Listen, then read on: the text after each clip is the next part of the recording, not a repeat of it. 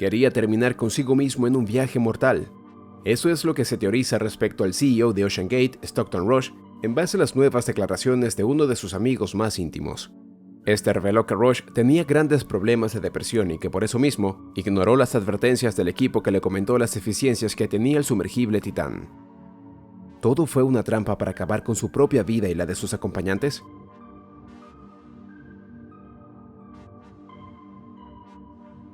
El CEO de OceanGate es señalado por ignorar repetidamente las advertencias sobre las fallas de seguridad que tenía Titán, el submarino que implosionó el domingo en las profundidades del mar a menos de 500 metros de las ruinas del Titanic. Las que presentamos a continuación son las advertencias a las que Stockton Rush hizo oídos sordos.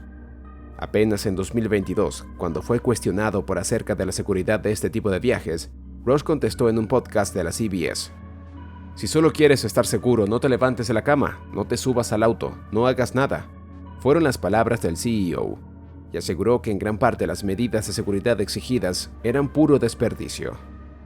Su desdén por la mitigación de riesgos se hizo patente con la pérdida de 5 vidas durante la implosión del submarino Titán, propiedad de OceanGate. La BBC tuvo acceso a los correos electrónicos que así lo demuestran. En uno de esos correos, Rob McCallum, sub-CEO, le dijo a Rush que estaba poniendo en un riesgo potencial a sus clientes y lo instó a dejar de usar el submarino hasta que un organismo independiente lo clasificara como apto para realizar expediciones hacia el Titanic. Pero él se negó. Rush contestó que estaba cansado de los actores en la industria que intentan usar un argumento de seguridad para detener la innovación. Él creía que potencialmente Rush estaba poniendo a sí mismo y a sus clientes en una dinámica peligrosa y potencialmente fatal. Al menos, eso le escribió al jefe de OceanGate en marzo de 2018. Como seguro ya sabes, Rush fue uno de los tripulantes que fallecieron en una de las incursiones al Titanic. Pero, ¿cómo vivió realmente este hombre? Stockton Rush fue el fundador y CEO de OceanGate Expedition, la empresa que hace viajes bajo el mar para ver, en vivo y en directo, los restos del Titanic, el famoso barco que se hundió en 1912 y cuya historia fue llevada al cine por James Cameron. Rush, empresario estadounidense de 61 años, fue el piloto del submarino Titán. Estudió ingeniería aeronáutica en la Universidad de Princeton, a la que sumó una especialización de piloto comercial. Tuvo grandes momentos al convertirse en la persona más joven en contar con una licencia para manejar un jet DC-8. Fue ingeniero de pruebas del avión de combate F-15 de McDonnell Douglas, la compañía encargada de fabricar los Boeing en 1984, y participó en otros proyectos. Su más grande sueño, sin embargo, era ser astronauta. Pero ¿por qué no pudo concretar esa meta? Rush fundó la empresa de OceanGate Expedition en 2009 y dijo que lo hizo para seguir sus sueños de explorador, ya que no pudo ser astronauta como lo había soñado desde pequeño. Él era parte de la multitud que quería participar en Apolo. Para conseguir ese objetivo intentó ser piloto de combate, para ganar méritos y experiencia, pero su limitada visión no era lo suficientemente buena para el trabajo, por lo que fue rechazado. Por ello, entendió a través de una epifanía que no se trataba de ir al espacio. Se trataba de explorar, y me di cuenta de que el océano es el universo. Ahí es donde está la vida, dijo al citado medio. James Cameron, director de la película Titanic y experto en submarino y buceo, explicó que OceanGate ya había sido advertida a través de numerosas cartas de que lo que estaban haciendo con el sumergible Titán era demasiado experimental para transportar pasajeros y que necesitaba ser certificado. Me llama la atención la similitud con el desastre del Titanic en sí, donde se advirtió repetidamente al capitán sobre el hielo delante de su barco y, sin embargo, navegó a toda velocidad hacia un campo de hielo en una noche sin luna, dijo Cameron en una entrevista con ABC News. El periodista David Pogg, quien participó en una de las expediciones del Titán, reveló que antes de subir al submarino tenían que firmar una renuncia de responsabilidad. En este formulario quedaba patente que el Titán era una embarcación experimental que no había sido aprobada por ninguna entidad reguladora, apunta National Geographic. El propio exdirector de operaciones de OceanGate, David Lottridge, señaló en su momento que, en particular, la ventana transparente en el extremo delantero del submarino solo estaba certificada para alcanzar una profundidad de 1.300 metros, mucho menos que la profundidad a la que se encuentra hundido el Titanic, 4.000 metros en el fondo del mar. De acuerdo con un artículo en The Conversation difundido por la revista Scientific American, para el Titán, la idoneidad de un vehículo seguro podría resumirse a la capacidad de lanzarse de forma segura desde una nave nodriza en la superficie del agua, operar de forma autónoma hasta 4.000 metros de profundidad y resurgir para que la nave nodriza lo recupere tras una inmersión de unas pocas horas. Los submarinos o sumergibles tienen formas esféricas, porque esta forma geométrica es más resistente a las presiones aplastantes. En lugar de operar en una atmósfera respirable de un bar, el Titán tendría que soportar 370 bares de presión en el agua de mar en la profundidad del Titanic.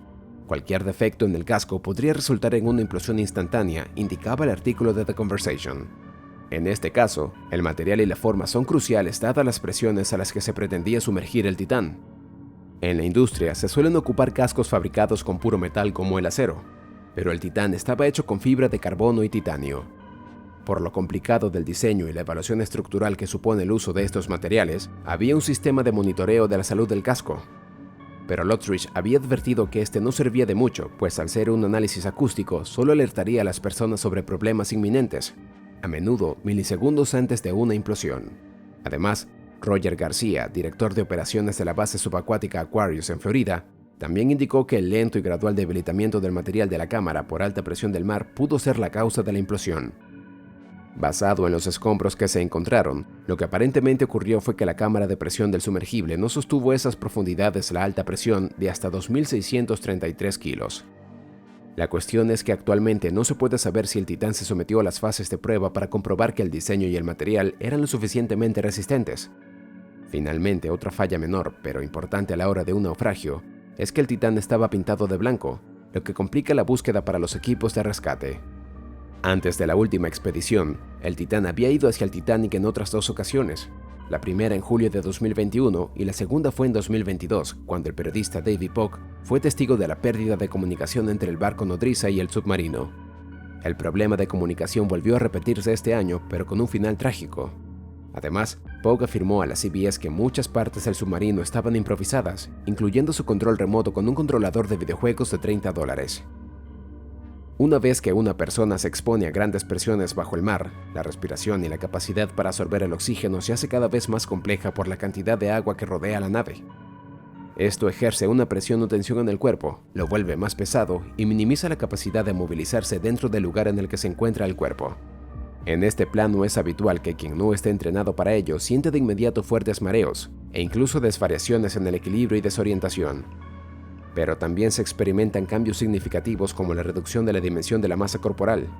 La cuenta oficial de Radio Web Latina mostró un video en el que se aprecia cómo se transforma el ser humano cuando está a 3.000 metros de profundidad.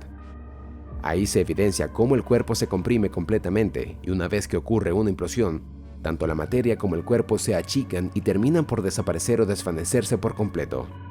Y esto ocurre generalmente en cuestión de milésimas de segundo, por lo que la tripulación del Titán posiblemente ni se dio cuenta de lo que ocurrió. Con esto queda claro que conseguir restos humanos será casi imposible, sobre todo porque en el mar hay presencia de peces, ballenas, cangrejos y demás animales acuáticos que pueden llegar a devorarlos en cuestión de también segundos. Cuéntanos en los comentarios, ¿crees que el CEO de OceanGate haya viajado en el sumergible con intención de apagar su propia vida? Recuerda seguirnos y reaccionar al video para ayudarnos a crecer. Esto es Grandes Semblanzas, tu canal de confianza. Hoy nos despedimos, pero nos veremos mañana con un nuevo video.